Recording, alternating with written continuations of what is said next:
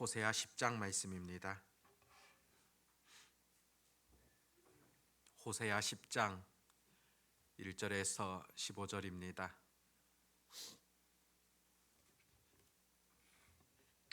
우리 같이 하나님의 말씀을 읽도록 하겠습니다. 이스라엘은 열매 맺는 무성한 포도나무라. 그 열매가 많을수록 제단을 많게 하며 그 땅이 번영할수록 주상을 아름답게 하도다. 그들이 두 마음을 품었으니 이제 벌을 받을 것이라. 하나님이 그 제단을 쳐서 깨뜨리시며 그 주상을 허시리라. 그들이 이제 이르기를 우리가 여호와를 두려워하지 아니하므로 우리에게 왕이 없거니와 왕이 우리를 위하여 무엇을 하리요 하리로다.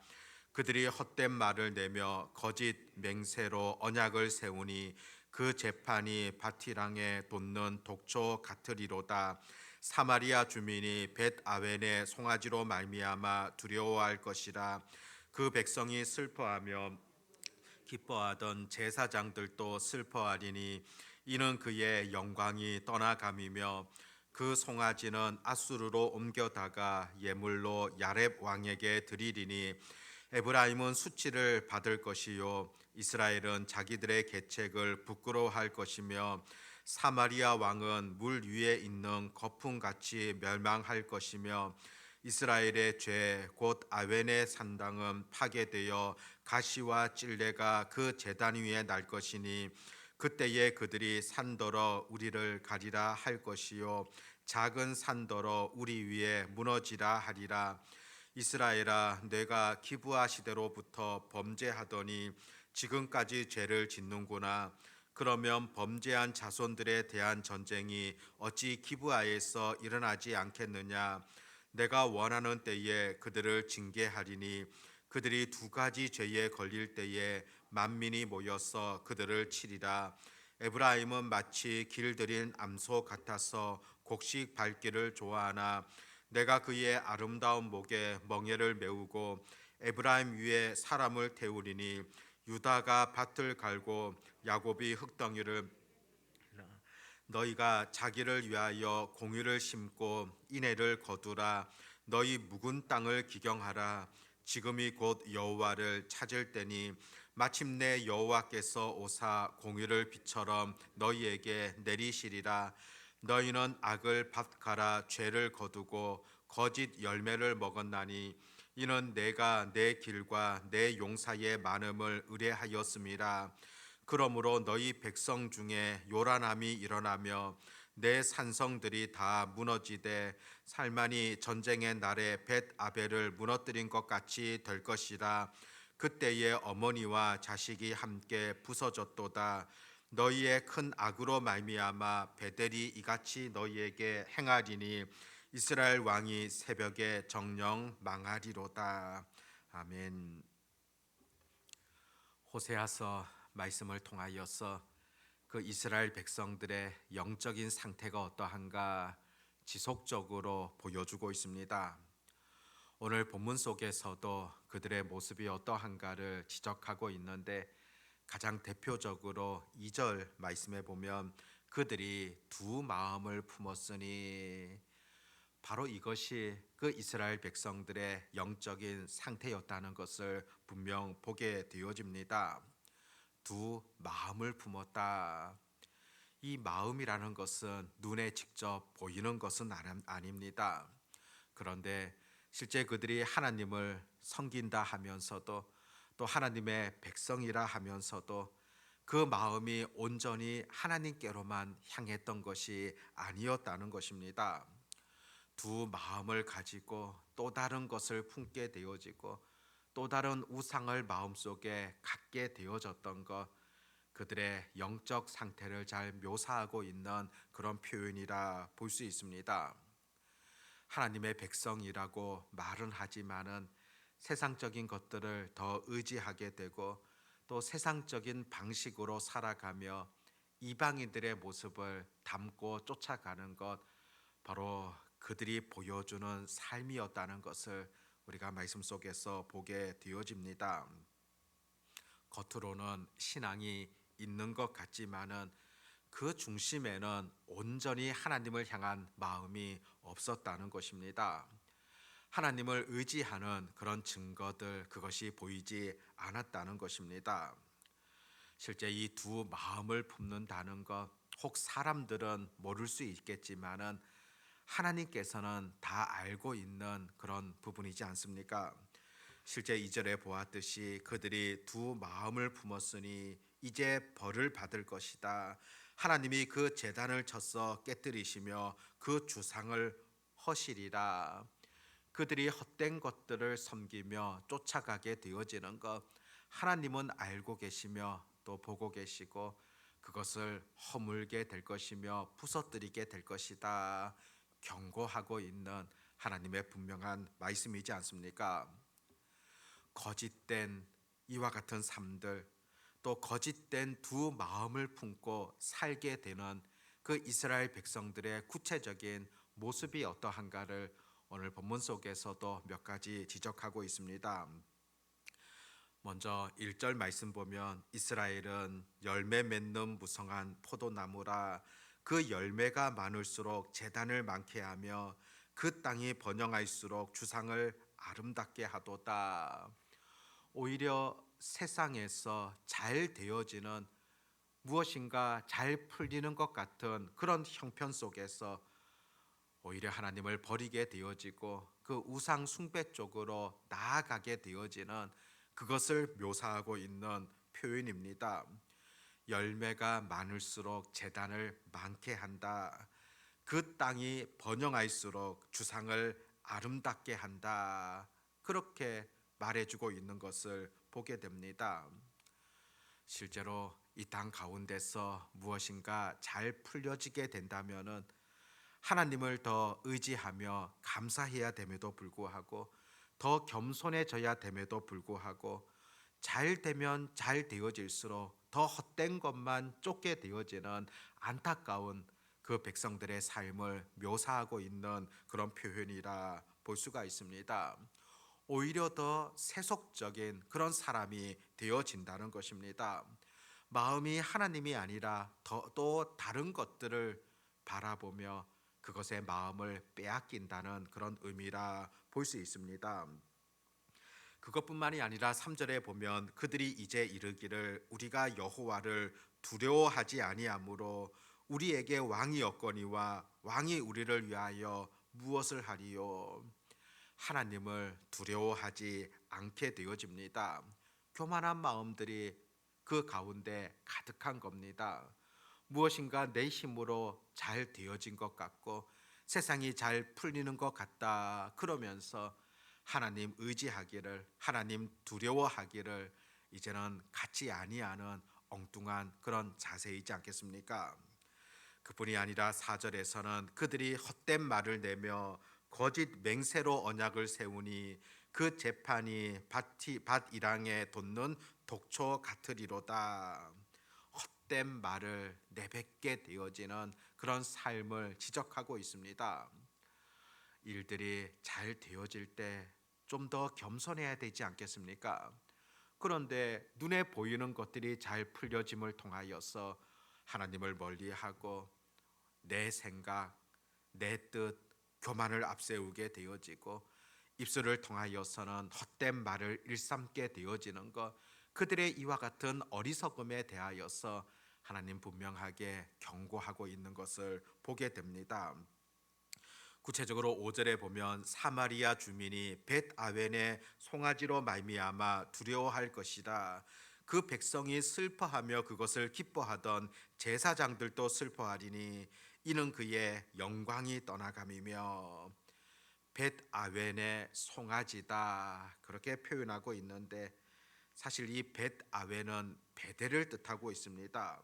이 베델이라 했을 때는 하나님의 집인데 벳아웬이라 했을 때는 오히려 악한 자들의 집이다 그런 의미를 가지고 있습니다. 이 베델이라는 장소 어떤 곳입니까? 야곱이 형 에서를 피해 밧단 아람으로 가는 길에 갈 때에 그곳에서 하나님의 신비한 체험을 하지 않습니까? 천사가 그 사다리를 통하여서 오르락 내리락하는 그런 형상, 그런 광경을 목격하게 됩니다. 그 신비한 체험을 한 이후에 그곳을 베델이라 명하게 되어집니다. 그것이 바로 하나님을 만났던 장소라고 볼 수 있고 회복의 장소, 놀라운 예배의 장소 그렇게 볼 수가 있습니다. 그런데 훗날 보면은 이 북이스라엘 같은 경우가 이 베델에다가 금 송아지를 만들어서는 이것을 섬기자 그렇게 요구하고 있습니다. 결국 베델이 벳아웬이 되어 버린 겁니다. 우상 숭배의 장소가 되어져 버렸다는 것입니다. 그것을 결코 하나님께서 기뻐하시겠습니까?